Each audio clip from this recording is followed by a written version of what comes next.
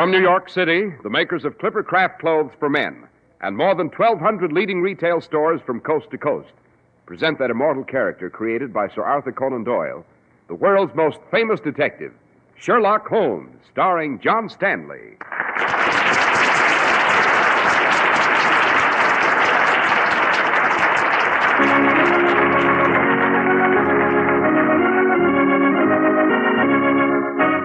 This week's story, The Adventure of the Devil's Foot.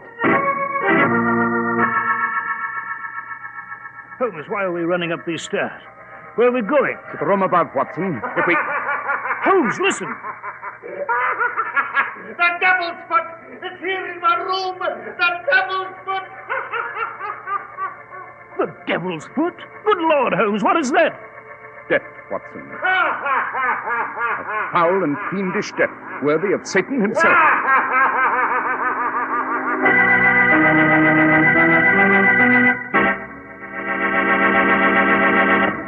We're at the door of Dr. John Watson's study, and we're about to hear another of his adventures with the fabulous Sherlock Holmes. Well, good evening, Mr. Harris. Good evening, Dr. Watson. What memoir are you going to tell us about tonight? A very particular one, Mr. Harris. An adventure that Holmes himself classified as the strangest of his career. It took place in Cornwall, that brooding country of lonely and rolling moor. I see, Doctor. And what's it called? Well, Mr. Harris, Holmes always referred to it as the Cornish Horror. But in my memoirs, I have noted it as the Adventure of the Devil's Foot. And I shall be delighted to relate it to you after you have presented your audience with the merits of Clipper Craft clothes. Thank you, Doctor. Is there anyone anywhere who doesn't want a lot of value for his dollars when he buys a suit or a topcoat?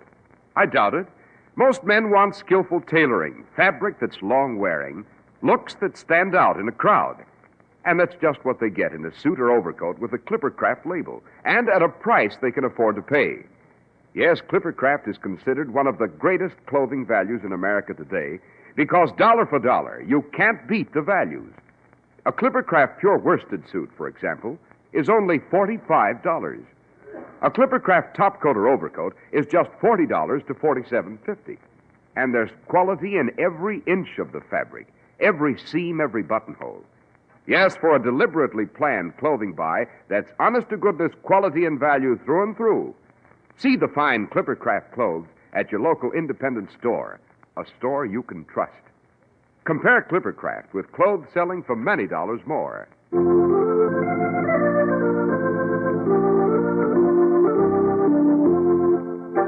And now, Dr. Watson, what about the adventure of the Devil's Foot?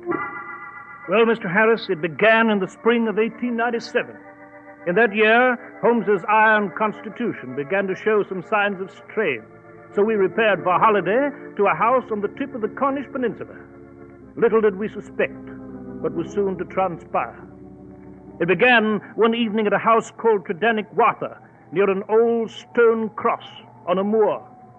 Here, Mortimer Tregennis had been visiting his brother George and his sister Brenda. It's a dark night on the moor, George, and a lonely walk to the village. Come now.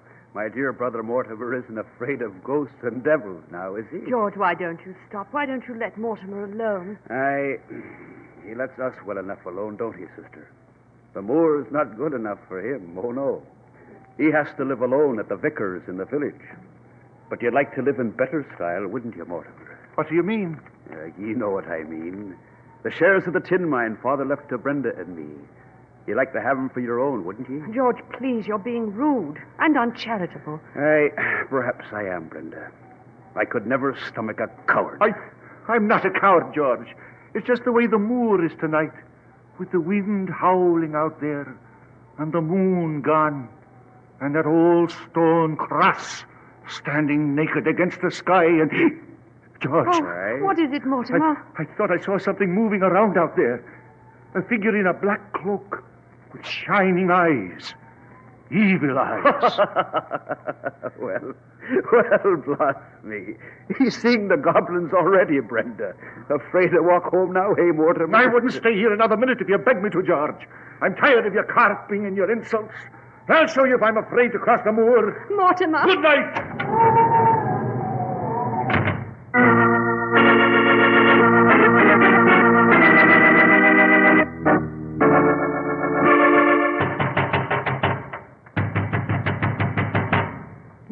Tregennis! Mr. Tregennis, wake up! It's Mr. Roundhay, the vicar. Please open the door, sir. What is it, Mr. Roundhay? Don't you realize it's 4 in the morning? Mrs. Porter, the housekeeper for your brother and sister out on the moor. She's just arrived with a message. The poor woman's terrified, fainted. What is it, Mr. Roundhay? What's happened at Prodaniquatra? There's been a disaster, Mr. Tregennis. Some sort of awful, devilish disaster.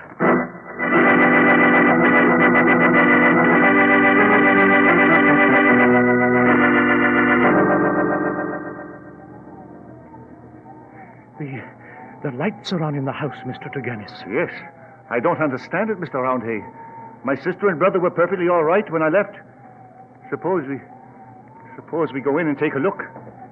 I tried to get an account of what had happened from the housekeeper, Mr. Tregennis, but she was quite incoherent, and then... Good heavens, what's that? I don't know. It sounds like George. We'd better go in.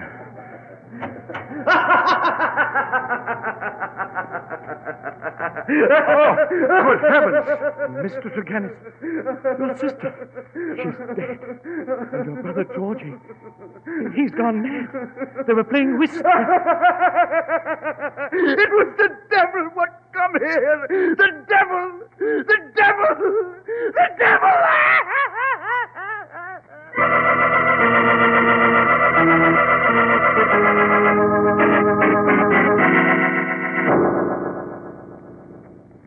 This is a strange story you've just related, Mr. Tregennis. Very peculiar set of circumstances indeed. I find them most fascinating. And most horrible, Mr. Holmes. Believe me, I am gratified that the vicar, Mr. Roundhay, persuaded you and Dr. Watson to look into this tragedy.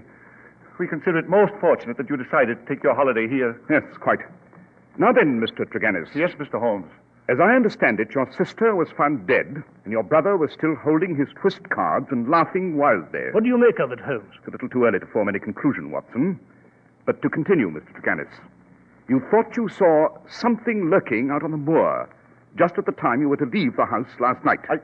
Yes, I'm sure I did. What did you see? It looked like a man wearing a black cape, like some kind of weird devil out on the moor. Interesting.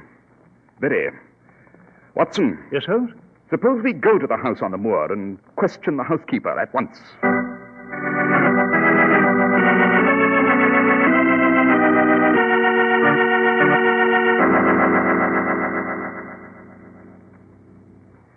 Well, Mr. Holmes, that's my story.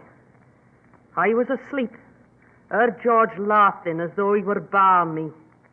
And found him. And if you ask me, 'twas the devil that did them both in. Indeed? Oh, come now, Mrs. Porter. The devil it was, Dr. Watson. Him that lives in the lonely wood of Beecham Ariance, on the moor. Lives like a hermit, he does. And comes from the devil's roost in Africa. Interesting, Mrs. Porter. Very. And what is this satanic gentleman's name? Sterndale.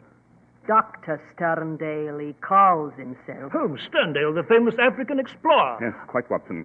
But, Mrs. Porter, why do you suspect this man Sterndale? He's a man of strange and lonely habits, and rough temper. And he was sweet on my mistress, Brenda Tregennis. They knew each other? Aye. I've heard that he offered marriage, but she would have none of him. Watson, perhaps we'd better have a talk with this fellow, Sterndale.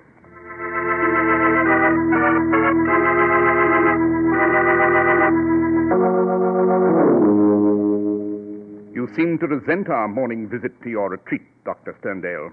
I do. I intrude on no man's privacy, and I resent any intrusion on mine. State your business quickly and get out, before I throw you out and slam this gate behind you. Holmes, the infernal cheat. Quiet, Watson. Dr. Sterndale, I must remind you that murder has been done. And although you may have bullied native bearers in the African jungle, you'll find that my colleague and I here are made of different metal.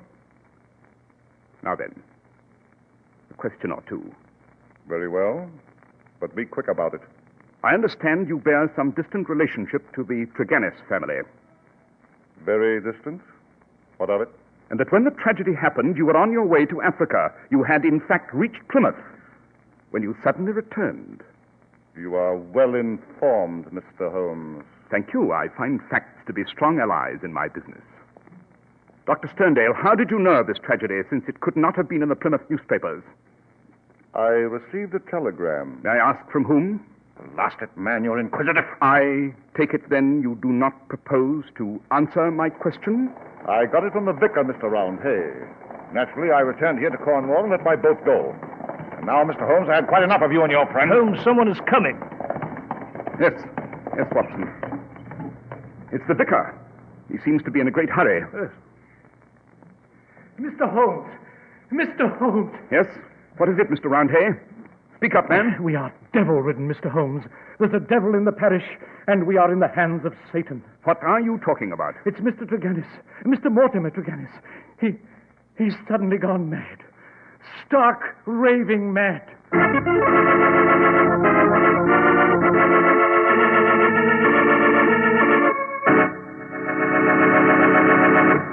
Well, Dr. Watson, no wonder Sherlock Holmes considered this his greatest adventure. Yes, Mr. Harris. You have not heard the end of it yet. After you tell our audience something about Clippercraft clothes, I shall resume this weird story. We shall all join you in a minute, Doctor. Way back in the old days when men sat around a cracker barrel and talked about the cost of living, weighed their dollars, planned how much they'd spend for this or that, way back then, they would have recognized a Clippercraft suit or overcoat as a really good sound buy, because Clippercraft clothes have all the steadfast quality you want at your kind of everyday price. Luxurious fabrics, skillful tailoring, smart lines. They're made especially for men who like to look well-dressed, but don't want to throw their budgets out of gear. They're the kind of clothes your local independent dealer is proud to feature, because in times like these, they're worth every single penny and more than their price tags read. The reason you save so much when you buy a Clippercraft coat or suit is the enormous combined purchasing power of more than 1,200 stores throughout America. In other words, the famous Clippercraft plan. That's why men who know insist on Clippercraft clothes bearing the Clippercraft labels. So be sure to visit the Clippercraft store in your city. These leading stores in the metropolitan area are proud to add their names to Clippercraft in your suits, top coats, and overcoats. In Manhattan, Saks 34th, Broadway at 34th. John Wanamaker Men's Stores, Broadway at 8th and 67 Liberty Street. In Brooklyn, Abraham and Strauss. In Newark, New Jersey, Boulevard Men's Shop, Kresge, Newark. And in Jamaica, the B&B Clothes Shop, 16408 Jamaica Avenue.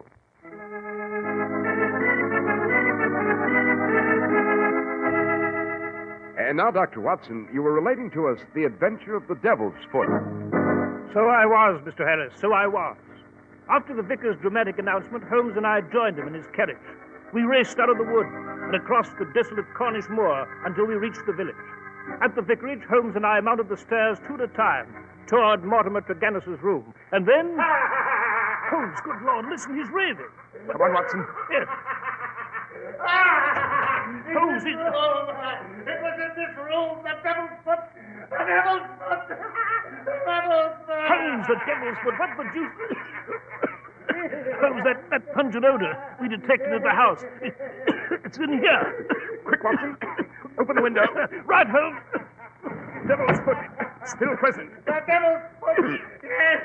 Yes, that's it. The devil's foot.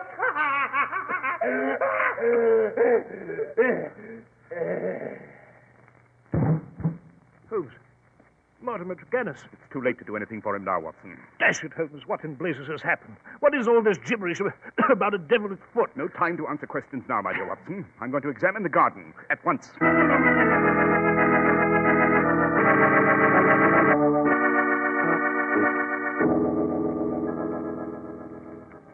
Watson, I'm beginning to suspect what has happened.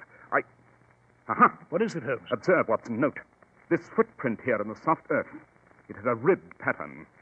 And here, on the leaf of this bush, observe, it's sprinkled with ashes. Ashes? What kind of ashes? The devil smokes a cigar, Watson.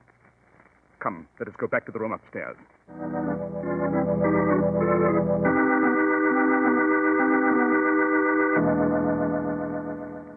Watson, look here. Where? On the windowsill. There are tiny bits of gravel. Well, what of it, Holmes? Significant, Watson, very, especially when one notes the texture and color of this particular gravel. Note, too, that the lamp in this room is still burning. Well, I don't see what... Proof of the time of murder, Watson. Surely the lamp would not be burning if Mortimer Tregennis had been murdered in broad daylight. This terrible tragedy befell him in an hour of darkness, possibly just before the dawn. And... One moment, Watson. Holmes, what are you doing with the smoke guard of that lamp? Uh-huh. What the deuce is it, Holmes? I am merely scraping a rather peculiar residue from the smoke guard of this lamp, Watson. Note this fringe of brown powder yet unconsumed. What does it mean? A series of curious coincidences, Watson.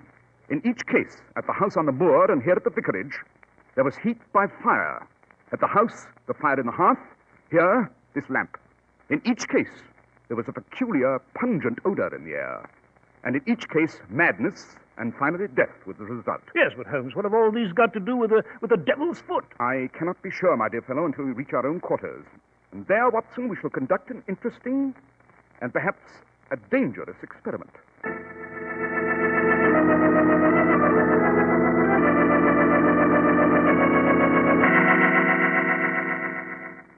Well, Watson, we're ready. Yes. You take that chair near the window. I shall take this chair near the lamp. Right, Holmes. Now, then, we shall light the lamp. And now, in this envelope, I have some small scrapings of that brown substance I took from Mortimer Tregennis's lamp. Suppose I sprinkle it on this hot lamp shield. Yes, but Holmes, what the deuce is the... that odor. It's here, Holmes. It's in here. Steady, Watson. That's funny. It makes my head swim. I want to laugh. I want to laugh. Watson? Watson, can you hear me? It makes me want to laugh. I want to laugh. Watson, I've got to get you outside, in the air. Here, put your arm around my shoulder, Watson. Steady, old man. Steady.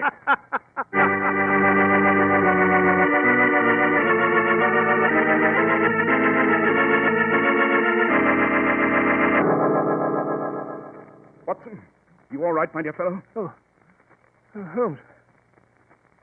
Jove, I feel done in. Splitting headache. Oh, Watson, what? I shall never forgive myself. It was a foolhardy experiment to subject a friend to. Well, never mind that, Holmes. Did you draw any deduction from it? Indeed I did, Watson, thanks to your generous cooperation. I'm able to tell you that the murders at the house on the moor and here in the vicarage were done by two different murderers, and both brought about death by combustion. What? And second, I now have the secret of the devil's foot at hand. Holmes, what the deuce is it? As soon as you're feeling better, Watson, I shall dispatch an urgent message to Dr. Sterndale. And after that, you shall hear the answer for yourself.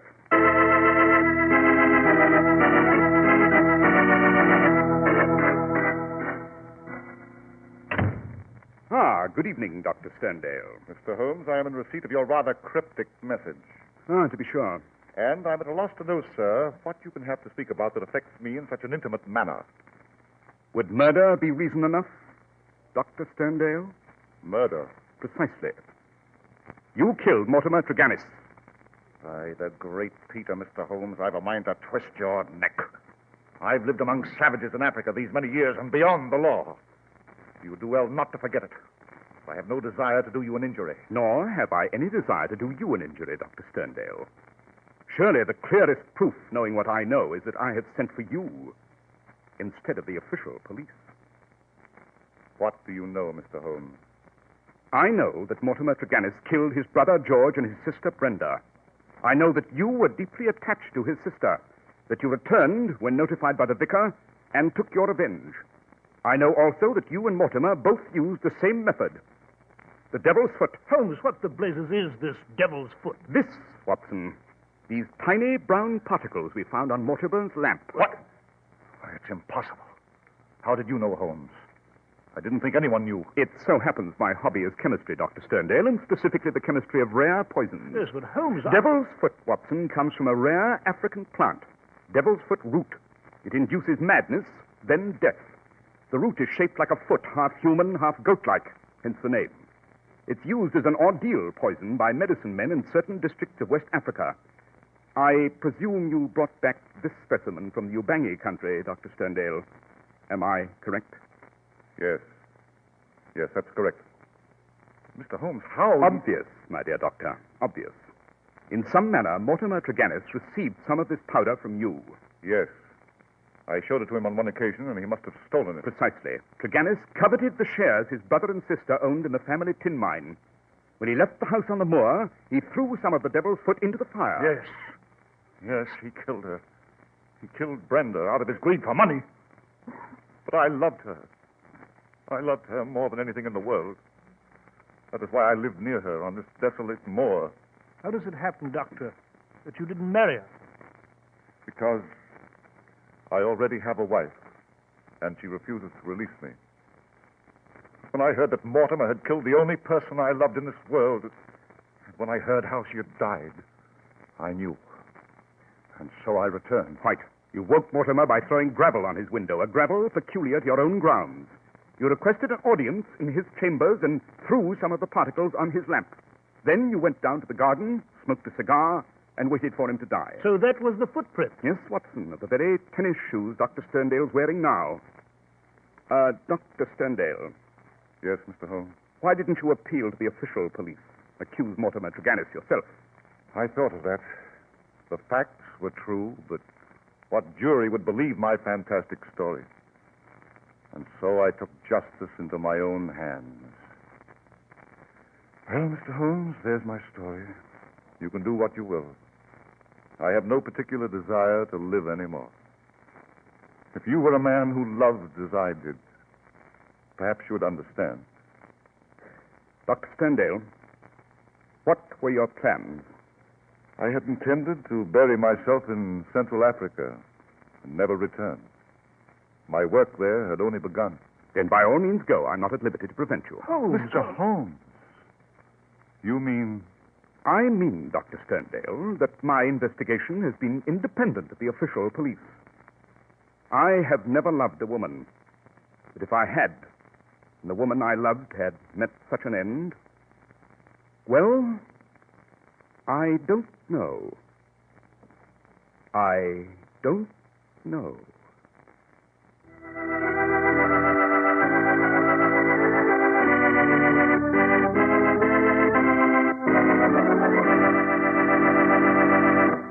Well, Dr. Watson, that was a very strange and a very exciting adventure. Well, thank you, Mr. Harris. Of course, you'll understand why I could not disclose this particular memoir until only recently. Of course, Doctor. And now, Dr. Watson, what have we for next week? Next week, Mr. Harris, I shall relate to you the adventure of the blood-stained goddess. It concerns a dead body found under the gaslight on Baker Street, a desperate band of Chinese fanatics, and a manhunt through the streets of Limehouse.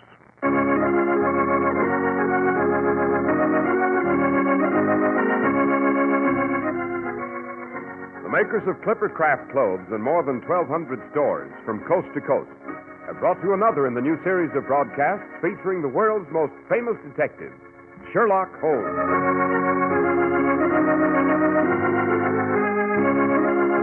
Our stories are based upon the character Sherlock Holmes, created by Sir Arthur Conan Doyle, and the program is produced and directed by Basil Loughlin. Sherlock Holmes is played by John Stanley, Dr. Watson by George Spelman. This week's story was written by Max Ehrlich, with special music by Albert Berman.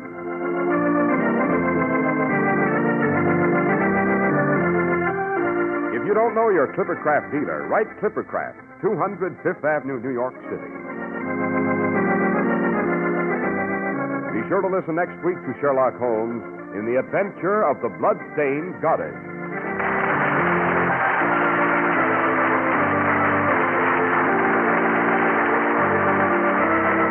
This is Cy Harris speaking for Clipper Craft Clothes. This is the Mutual Broadcasting System.